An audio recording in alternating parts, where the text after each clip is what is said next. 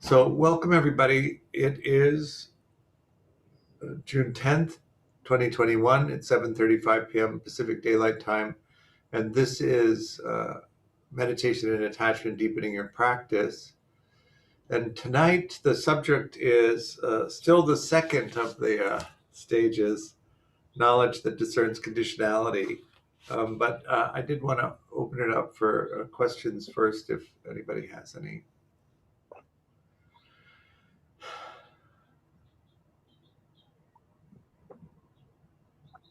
All right. So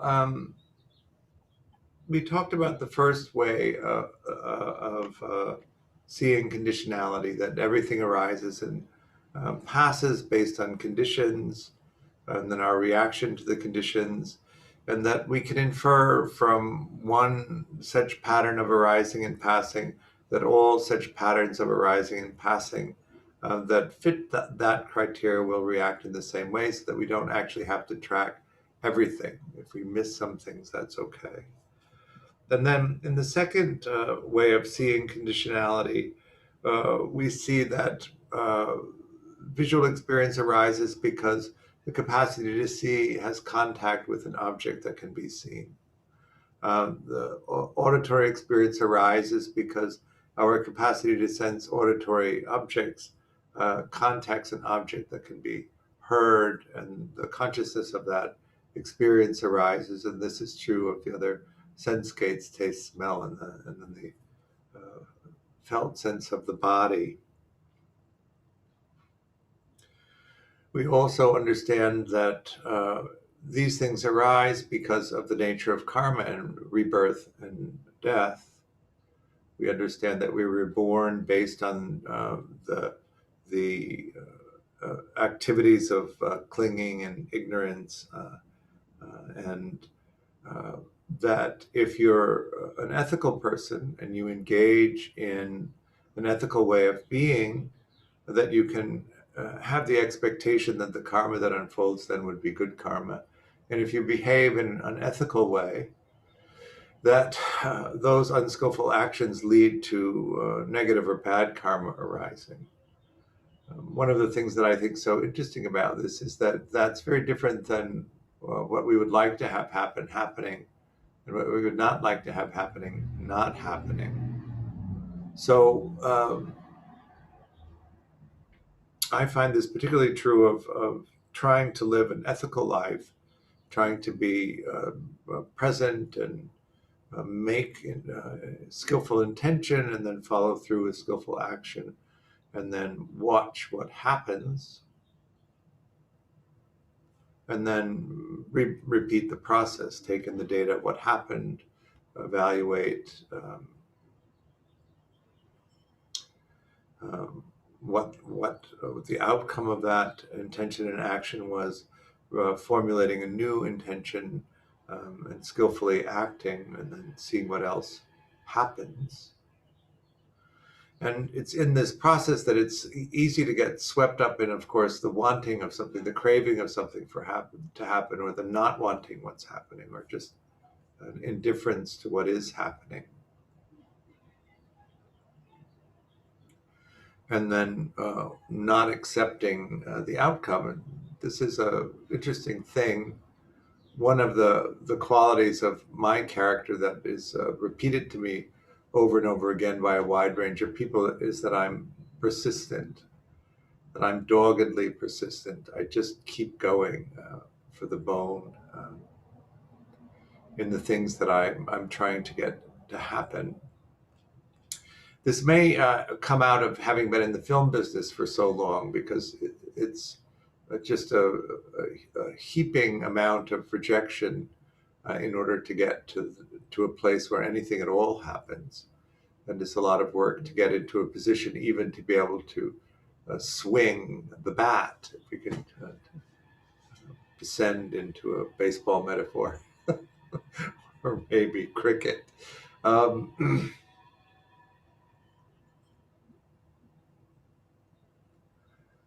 But how do you know? I was talking to my teacher, Dan, about this, and I asked him, if you're diligent and you live an ethical life and you try to make skillful intentions and actions, can you reasonably expect that what follows from that to be good karma? And he said, you could, as it says here in this second way of seeing conditionality.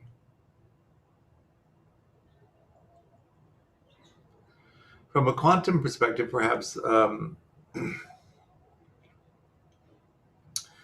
you take an action, and then what unfolds in the next moment is all of the possibilities of the next action that you could take, the next choice that you could make. It all unfolds in front of you. And you could take any one, if you could see them, to select them.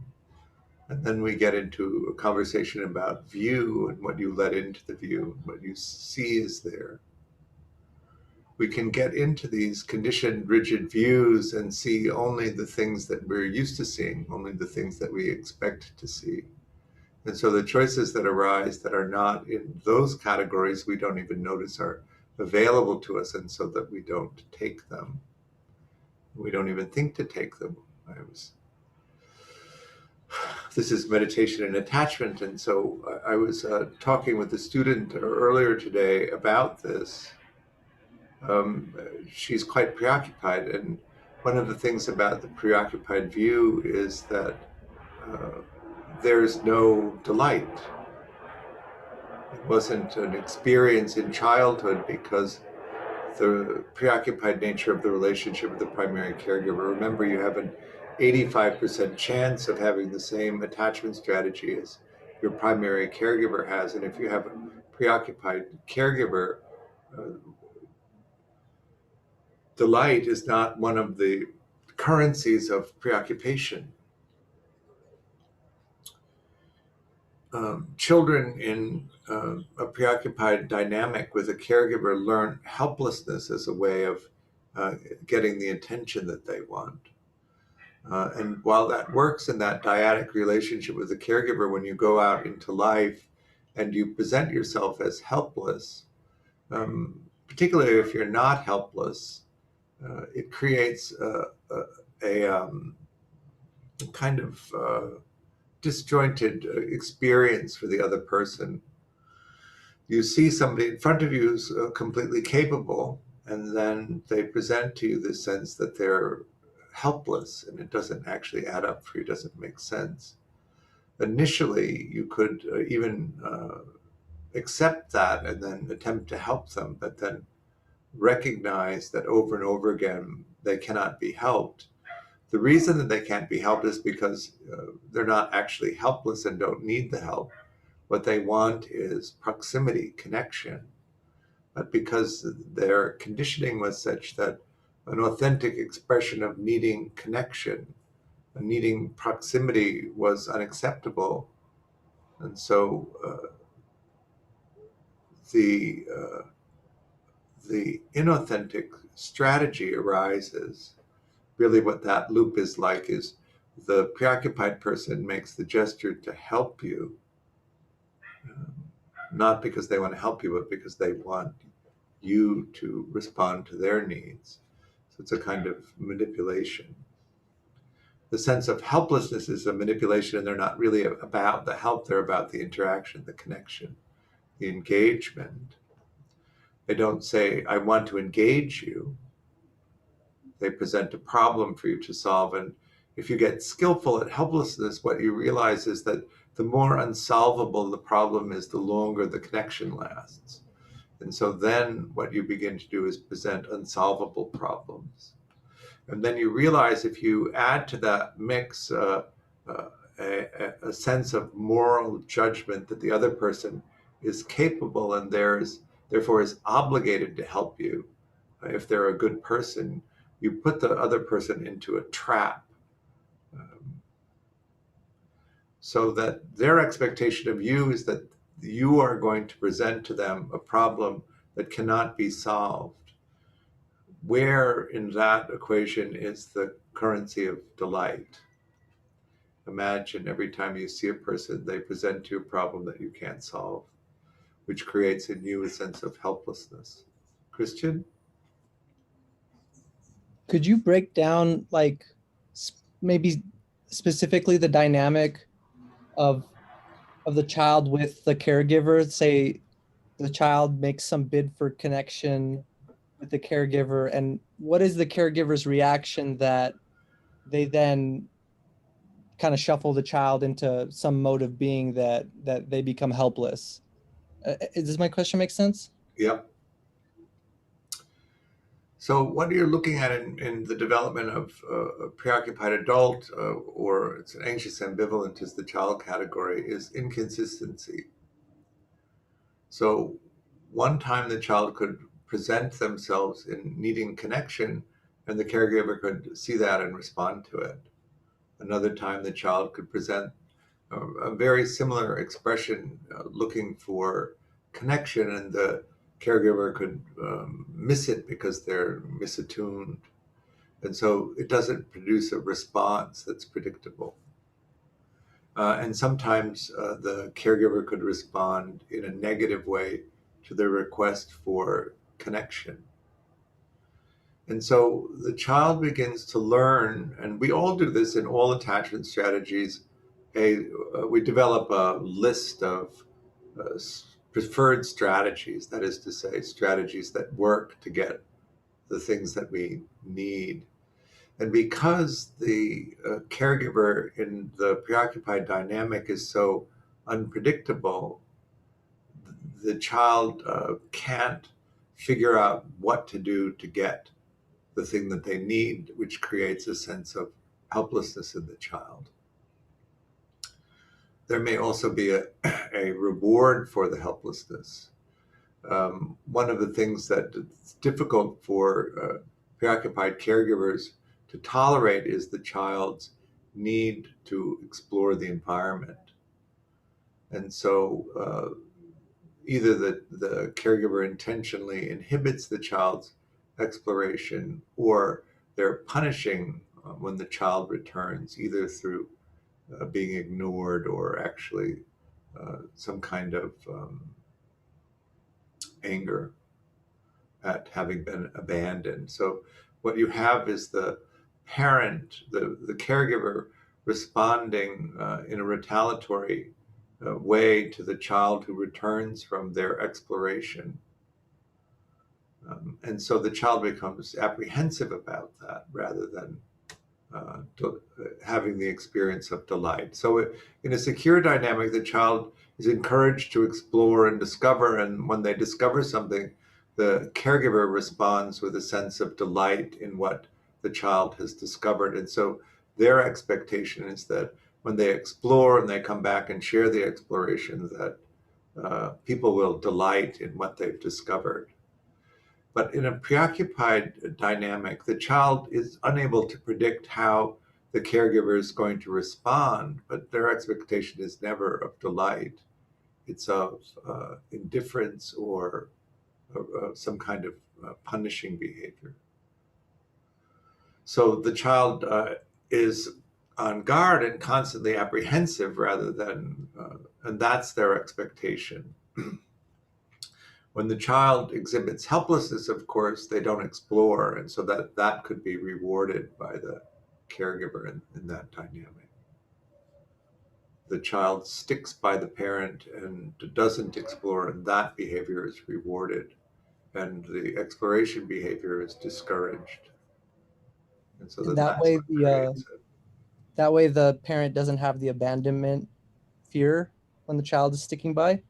Right. They use the child to regulate their own separation anxiety, their emotions. And if the child is absent, then they have the same effect that preoccupied people have when you displace the experience of the other, the empathetic experience of the other person as the primary emotional experience, and your own emotional experience becomes secondary.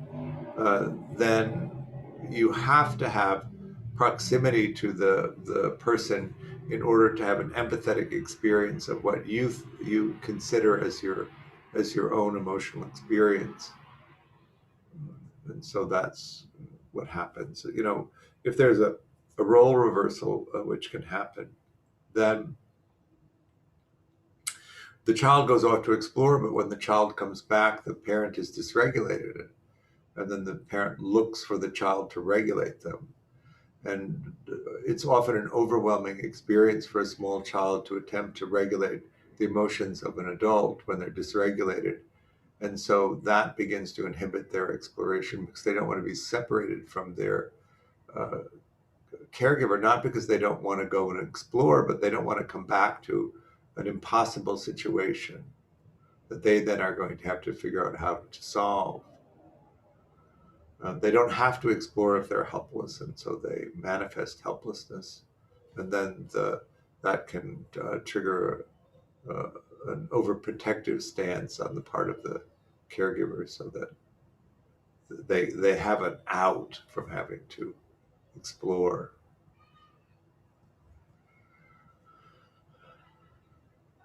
How's that?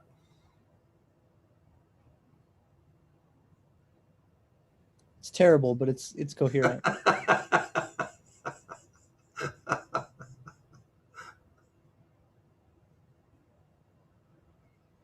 You have an 85% chance of having the same attachment strategy as your caregiver, and most of the time, the caregivers are trying to do their best for their child because they love their child.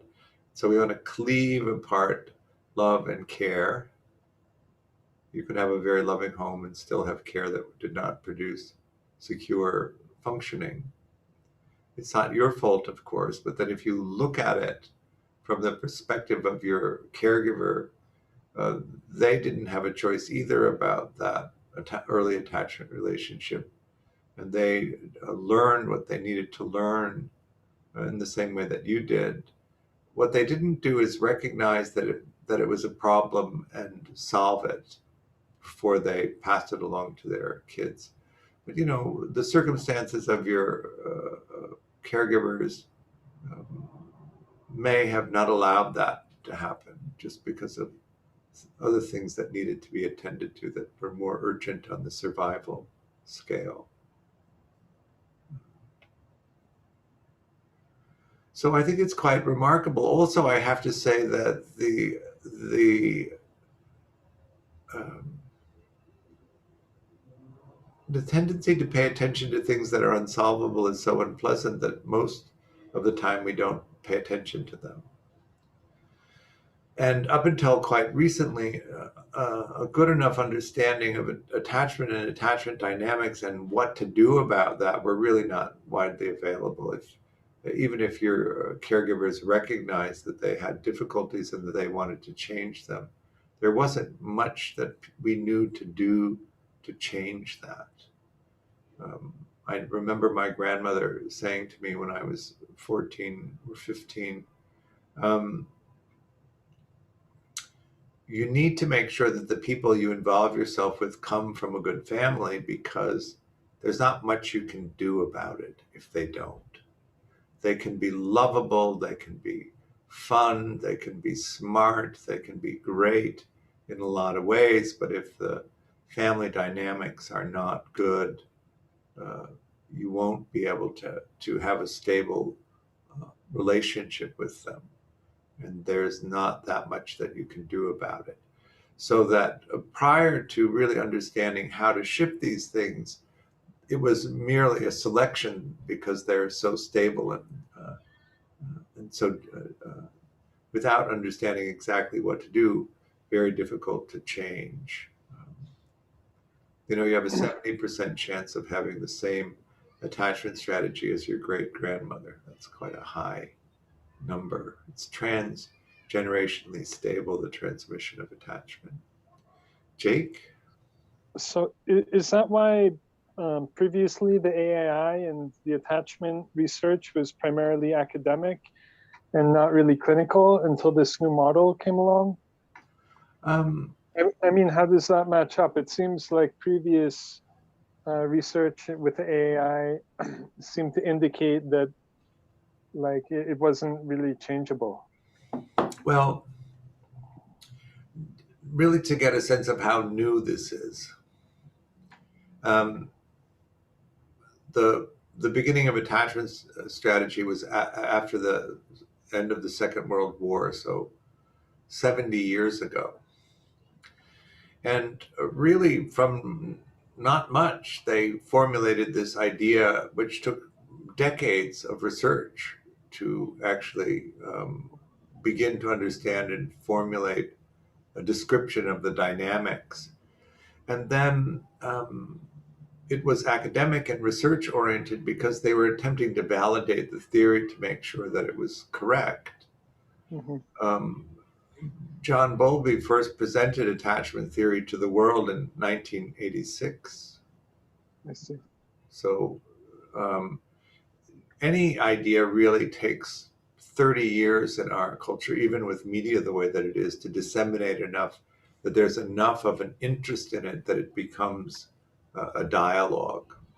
And so you may notice that the wave of the interest in attachment theory is still building, and it hasn't really even crashed. And then the dominant form of addressing any kind of psychological issue has been psychotherapy or psychoanalysis, some kind of interpersonal talk approach, and more recently the pharmaceutical approach. The behavioralists think it's conditioning, the neuroscientist thinks it's brain chemistry,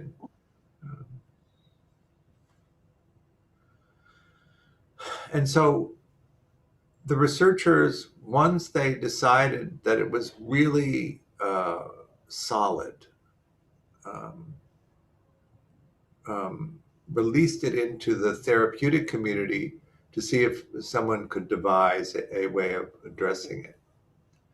When I was talking to Mary Main about this, she said that there was a nucleus in the treatment community that came to them and asked them to release the data, and they did an analysis of where the data was and where the validation of the theory was, and they asked for an additional 7 years to complete the research stage, and then they would release the results into the therapeutic community, which was about 20 years ago.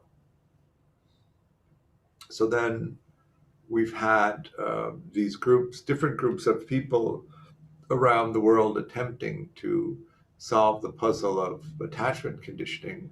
First, understand what it is, to be able to describe the dynamics of it, and then to understand it well enough to create a mechanism that you could change it with. And so, because we're meditation oriented at Mettagroup, that we like the Dan Brown, David Elliott et al. Group and the research that they did in order to create the 3-pillar approach, which is the ideal parent figure, which is the first pillar, the mentalizing training, which is the second pillar, and the third pillar is the psychoeducation.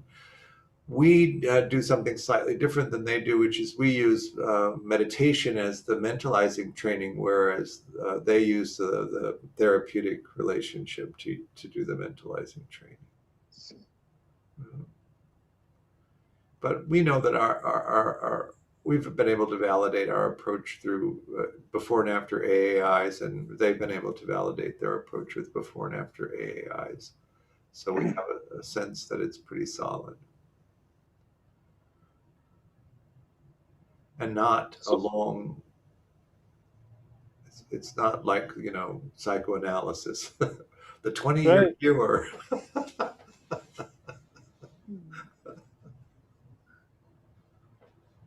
And also, like, you don't need to go through like 6 years of college to be able to help others with this sort of work. So it's kind of interesting that seems like it could fit.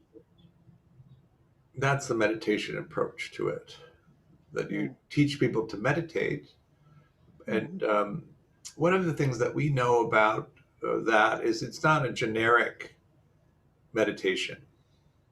You couldn't do, say, mindfulness meditation, a simple mindfulness meditation, and expect to see much change in your capacity to mentalize.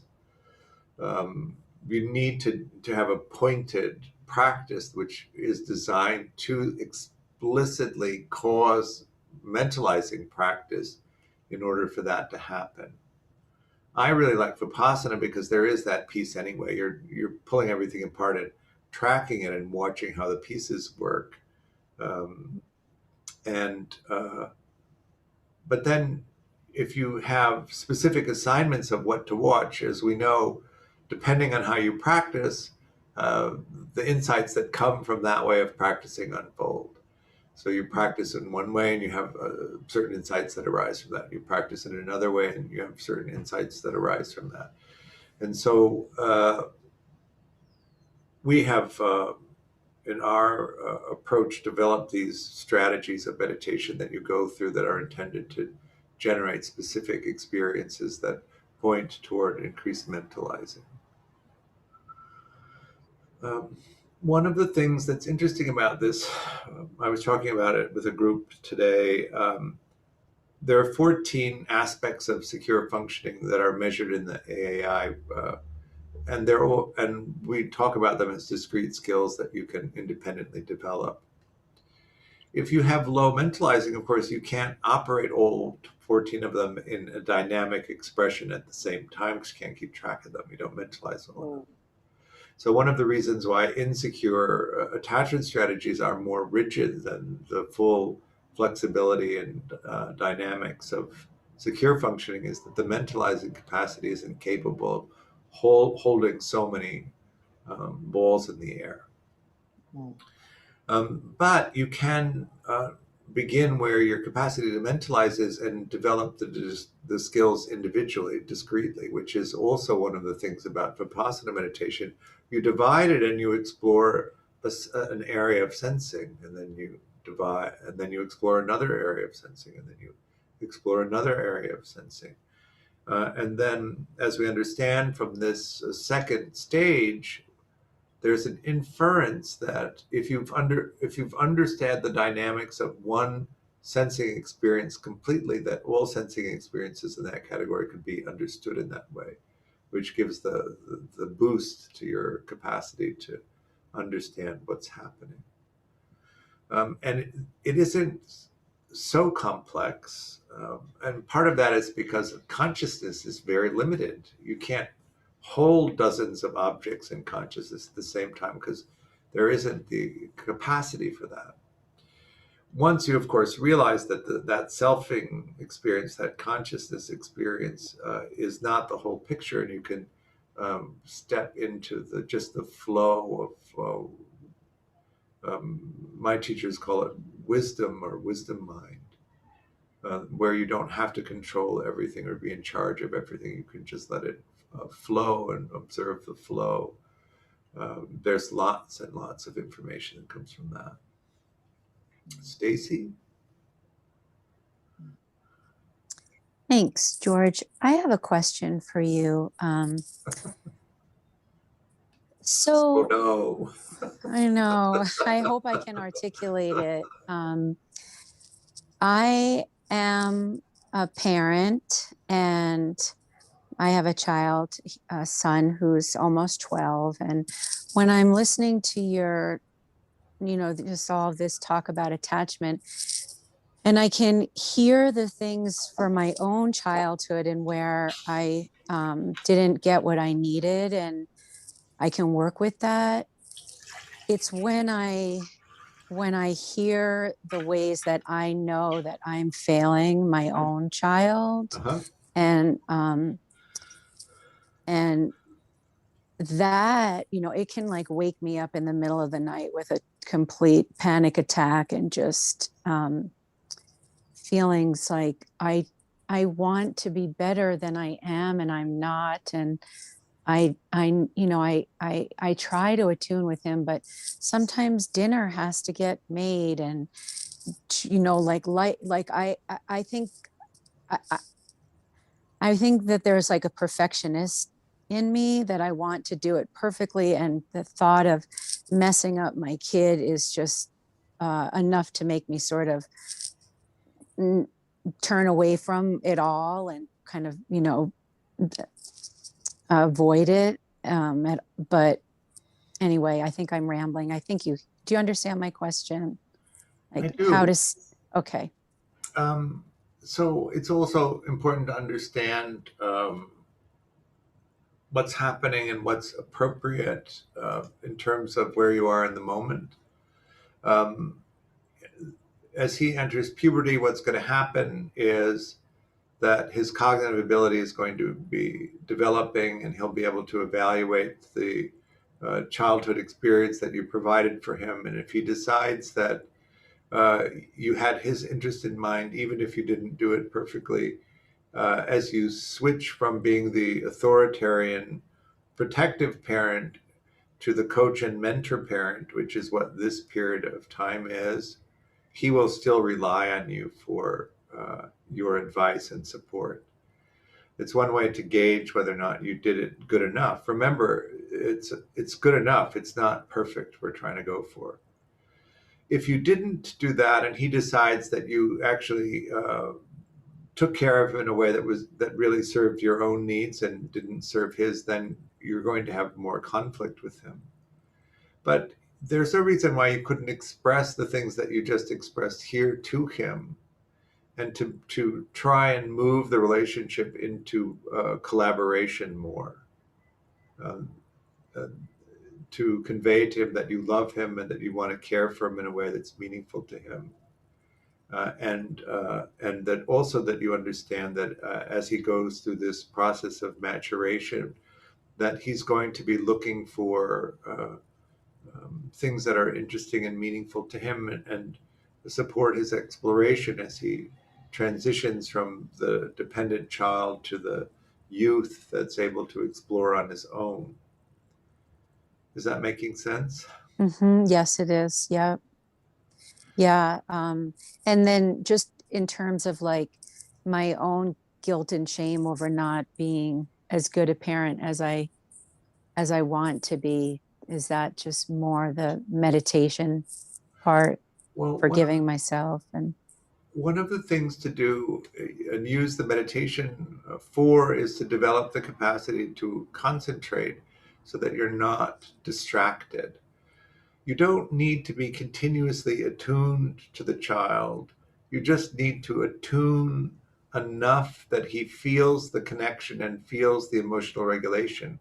So that if you concentrate on whether the quality of the attunement is good, and also on whether he's regulated enough, then uh, you can then stop doing that and make dinner. It's the one of the things that happens is that the mind is scattered, and the attention is divided, and it never settles then the experience for the other person. Whereas if you could just uh, attune and hold the attunement long enough for your son to feel noticed and to feel seen and understood and regulated, then you don't have to do it anymore, and you can go to the other things that you need to do. But if you don't give enough attention to it, then he never settles, and his demand is unceasing. mhm. That's really helpful. Thank you so much. Good. Oh, when kids hit that part, that the puberty happens, the brain changes, and then we enter into adolescence. You, as a parent, need to become their booster and their coach and their mentor, and let them explore and have a sounding board that they can discuss what the outcomes are, so that they can become more and more skillful and also understand more and more what has meaning to them, so that their efforts are actually um, well directed. And if you can make that transition, they will rely on you, and you will actually have a sense of safety because they'll actually confide in you what's happening. And if you don't do that, they won't confide in you and will make you more frightened about what's actually happening with them, which might make you more restricting or more controlling, which will have the opposite effect of really what you want, which is that they remain in a collaborative relationship with you. Um, So we're slightly off the second stage here. This is the second part of the second stage.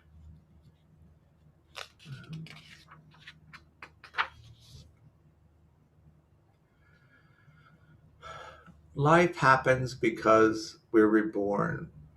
In the Theravada model of enlightenment, if you become an arahat, you're not reincarnated anymore. This is different than the Mahayana school, where you take the bodhisattva vow to be reincarnated until all sentient beings are liberated. But in the Hinayana view, that isn't really the case. You want to go for enlightenment so that you can escape the wheel of death and rebirth. I was in Myanmar traveling, and they have in the north countryside one of the tallest standing Buddhas in the world, and has 31 floors, which matches the different realms. And normally when you go there, there's an elevator that takes you to the 31st floor. And so you start in the highest realm and you walk down the stairs through each of the realms, descending into the hell realms at the end before you come out. But on the day that we went, the elevator was broken. And it was in the hot time in the tropics. So I thought, well, we're here. Let's see how far we can get in this lifetime. And so we start up the stairs and go through one hell realm after another, and through the animal realms. And finally, we make it to the human realm, which for both of us, I was traveling with my friend Sanyu, and for both of us was clearly enough for this lifetime.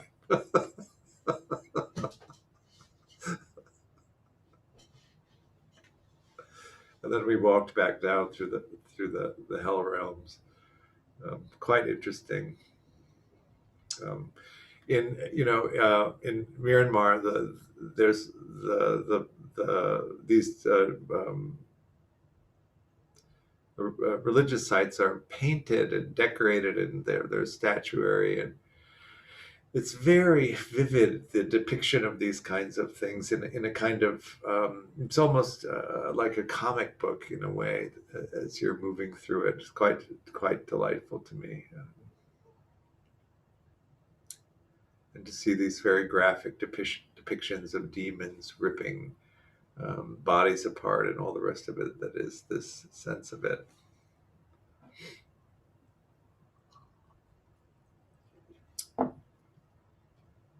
So skilled and unskilled, unskillful attachment to this life leads to rebirth.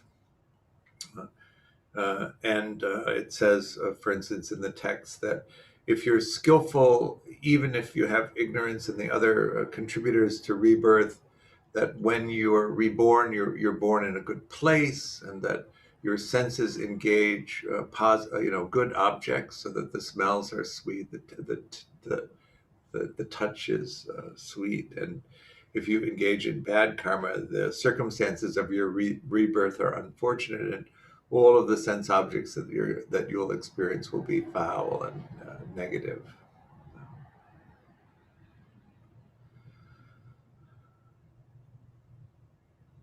I don't know that I have much sense of that. What I have a sense of is that it's very hard to know with the very limited way in which human beings seem to experience things, certainly the way that I experience things, how these models are knowable as true or not true. I don't know that is an agnostic view. Simply my own experience of not believing it, but at the same time not disbelieving it, and not an ambivalence. I felt the same way about geometry. When I would go into class and I would sit with my teacher, and he would explain to me how geometry works, and I would apply the formulas and get the results that were supposed to happen when you did that. it still wasn't something I could believe in, if that makes sense. I just thought, yes, that happens, but it doesn't really make sense to me why that happens.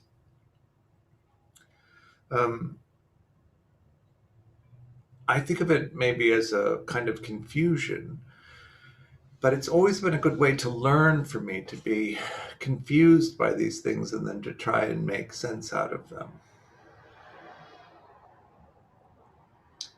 In the Theravada model, in the first path, which is stream entry, you eradicate 3 of the 10 fetters and you're reincarnated 7 more times. In the second path, which is the weakening of craving and aversion, it's called a once returner because you're reincarnated 1 more time. When you reach the third path, it's called a non-returner. So you eradicate craving and aversion, and you're no longer reincarnated. And then in the fourth path, arahatship, you eradicate the remaining 5 fetters.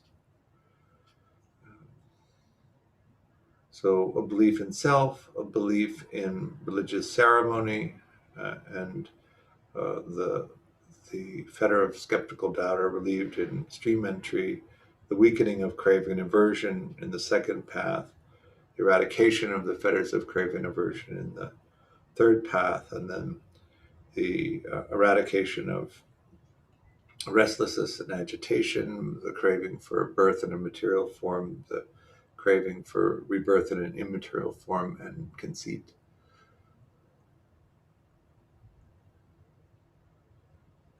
If you know this, then you look at the world. This is the description of development or liberation, at people and see if you can notice this. Do you notice, for instance, someone who is free from craving and aversion, which would be third path, quite highly developed?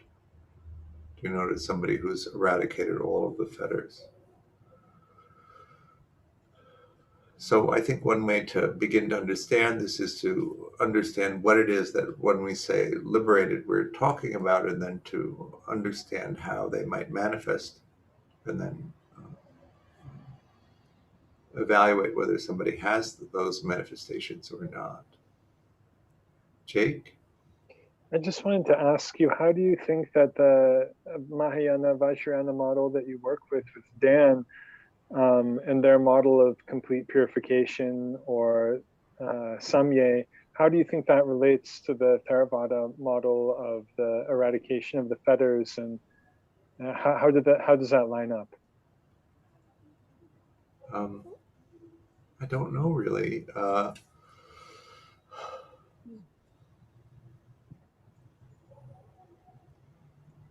Okay.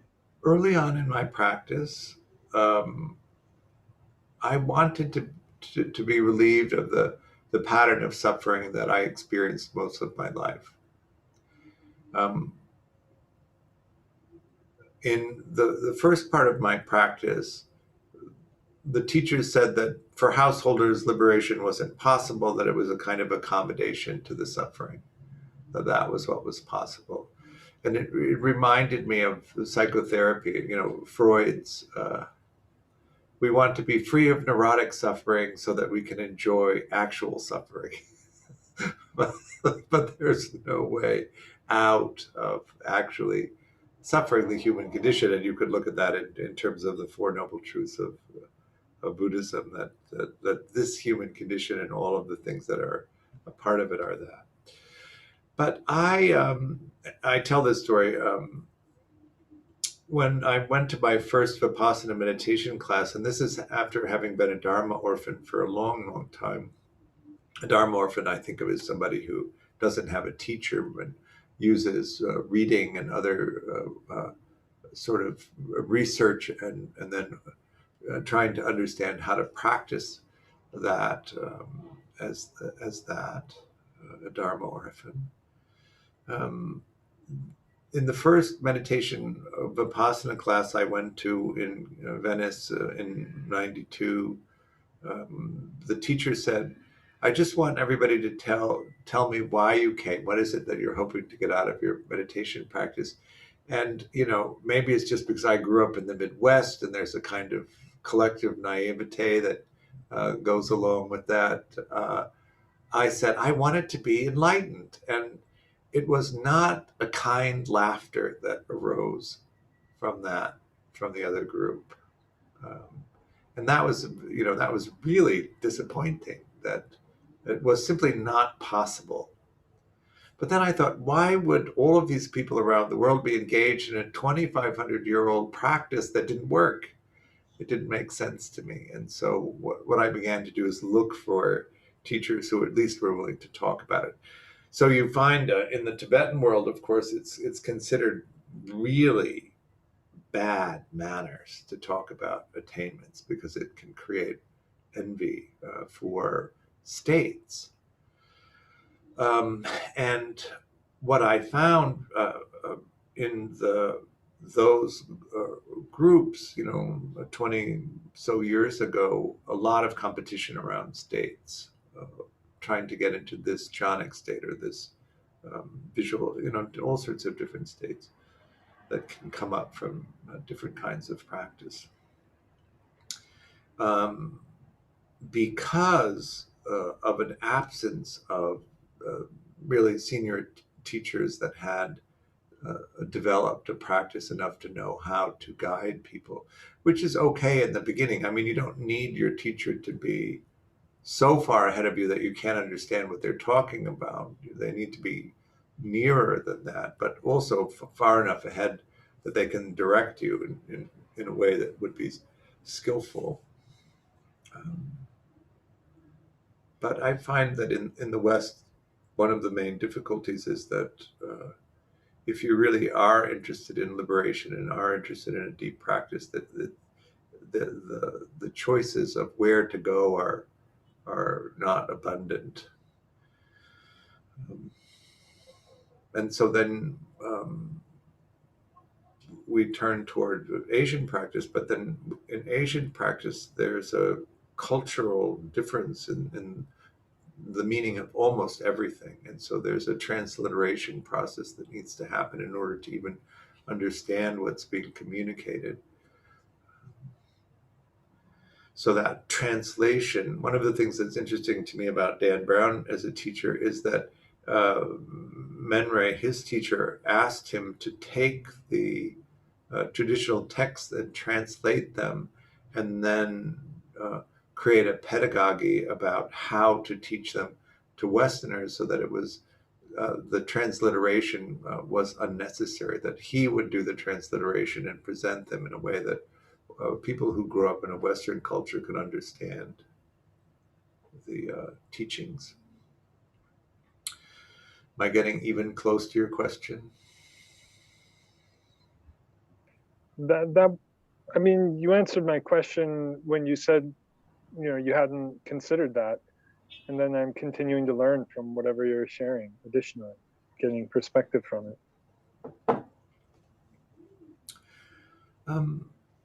I would go to sit with Sasaki Roshi,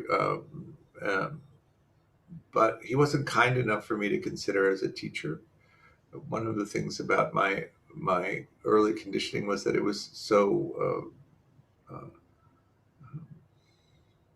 difficult, I guess might be a way to describe it, is that for me to feel, or at least then, I think probably it's different now, but then the people that I was willing to be vulnerable in front of needed to exhibit an extraordinary level of kindness, or I was too afraid to do it. And he was never kind. Sometimes, particularly Asian masters, seem quite gruff and difficult. The reason I never really went into a Tibetan practice before Dan was for the same reason. I would go and meet these teachers, but they were too unkind for me to really be interested in opening a dialogue with them. So, but then you have this paradigm of, say, someone like Sasaki Roshi, who, after he stopped teaching, was accused of years and years and years of harming students. And yet he was said to be this highly liberated person. And so how does that play out Right. as well? So Right. there has to be this, for me, this integrity between uh, the teacher and this extraordinary level of kindness, and then also that their conduct is in line with the teaching. Although, as it was explained to me that the Mahayana teachers need to guarantee their reincarnation by intentionally cultivating a fault that would cause them to be reincarnated, which I can take at face value, but also crinkle my nose. So we have talked quite a bit, and we are supposed to meditate because, as we all know, talk is cheap and practice will get you where you want to go. So we'll just do a see, hear, feel, focus in, focus out. Again, the focus is on conditionality, noticing that the situation, the conditions of the present moment lead to the opening of the next moment and all the possibilities that are there. And then the choice that you make shuts down all of the possibilities except the one you chose. And then that opens into all of the possibilities that are in the next moment that have been linked to the moment before and the moment before that. And one of the ways to understand this is to not do, uh, don't do anything except track where your attention goes. Um, in terms of mentalizing, of course, if you allow it, the flow of things, if you hold the mind too loosely and the mind gets caught up in the spontaneous side of things, you get swept up into the content and lose the meditation. If you get pulled too far onto the monitoring side of things, then the mind, that is to say, you hold the mind too tightly, then it shuts down all of the activations and you just go into a kind of restful shutdown place. So we want to be in balance there so that there's activations arising and passing, but you don't want to cling to them. And you just want to be able to watch where they're coming and going. We're going to do a see, hear, feel, focus in, focus out.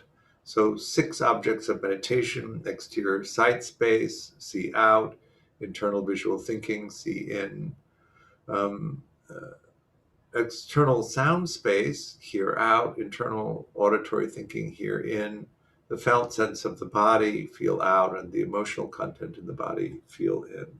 I'll give some more instructions as we begin.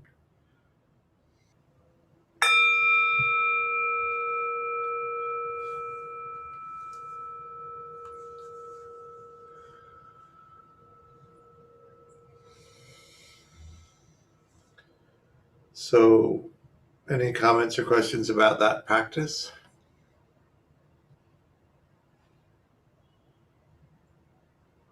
Michael? What do you do when your attention moves quicker than you can note? You mean label? Yes, label. Drop the labeling and just note Okay. directly. Okay. If you can track your attention moving that fast, your concentration is good enough that you don't need the labeling. Okay. Thank you. Kristen? Hi, can you hear me? I can. Okay. I experienced the same thing last week, which is when it comes to feeling out and feeling in, I can't distinguish between the two. They both feel the same to me. Okay. So then that's just a question of sensory clarity and developing it. Emotional sensations that are related to the present moment tend to play out on the surface of the body, so face, front of the throat, front of the torso, inside of the arms, inside of the legs, a vibratory energy.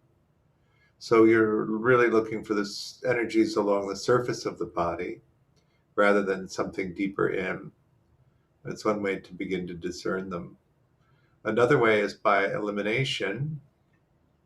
If you can track the physicality of the body, the weightiness, the heaviness of it, the temperature on it, uh, respiration, circulation, digestion, the efforting to hold the posture, anything that's left might be emotional. So you can come at it from both ways. But just keep at it. Think of it as an invitation to invite conscious awareness of the emotion. Good enough? Yes, thank you. Someone else?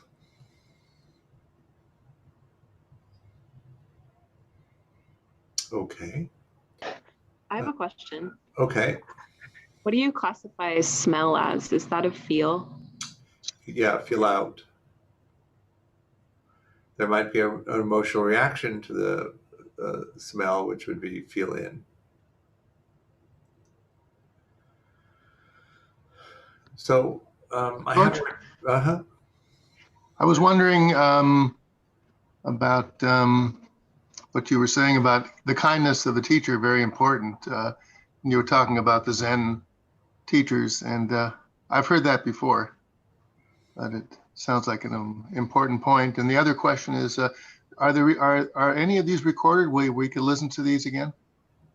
Yeah, it becomes the Meditation and Attachment podcast, which is available through our website, mettagroup.org, and it's distributed in a few other places, but I can't keep track of it. Is it free or any charge for it? No, it's you just go to the website and there's a tab called podcast. Mm-hmm. Then you can listen to it, and then there's a link that directs you to wherever it's being housed, and it's all just available. Oh, thank you.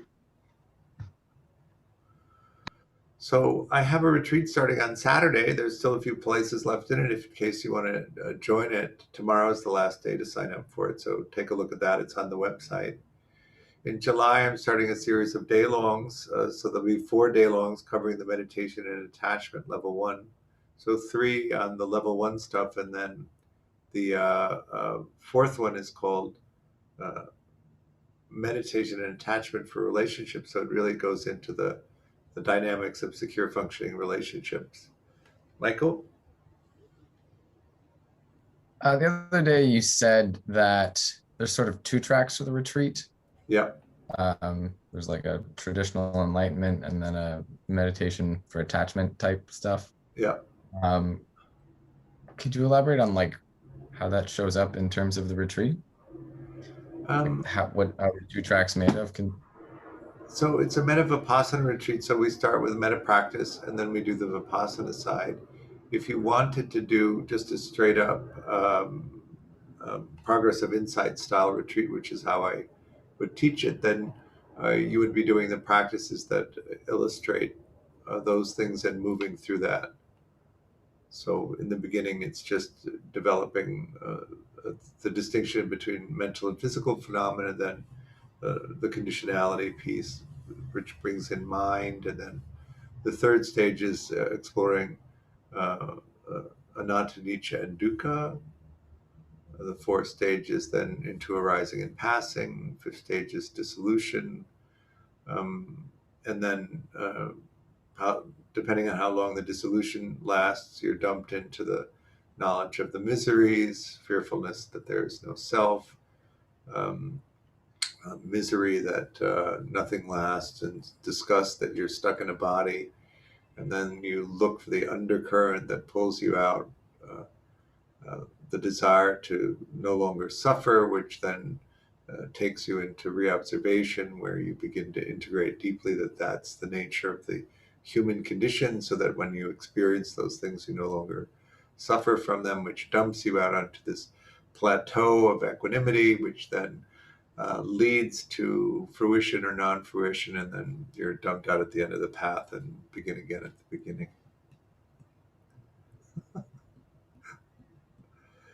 And then we'd have so far 2 people who are just going to do pool work on the whole retreat and nothing else. They're just going to sit and release their somaticized emotional experience. So we might have like one corner for just people doing pool work.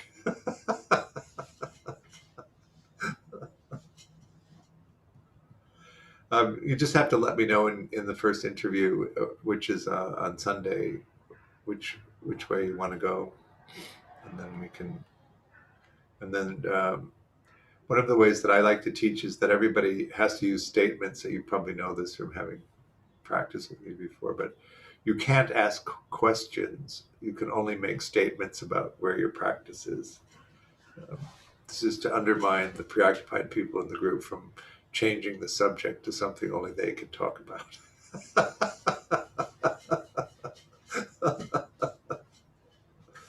Feel seen, George.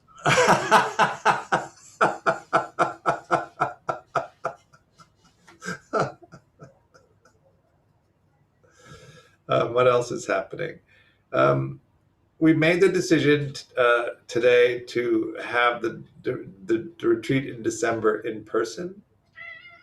So if you're longing for an in-person retreat, our winter retreat will be in person. And then that takes us through the end of the year. Thank you for coming to this. I really appreciate your practice. I offer the teachings freely, but I do hope that you'll make a donation and help support me and also the work that Mettagroup is doing. You can find a link to make a donation on the site, or if there's usually one in the email that you received. Thanks so much, and we will see you soon. Bye now. Thank you.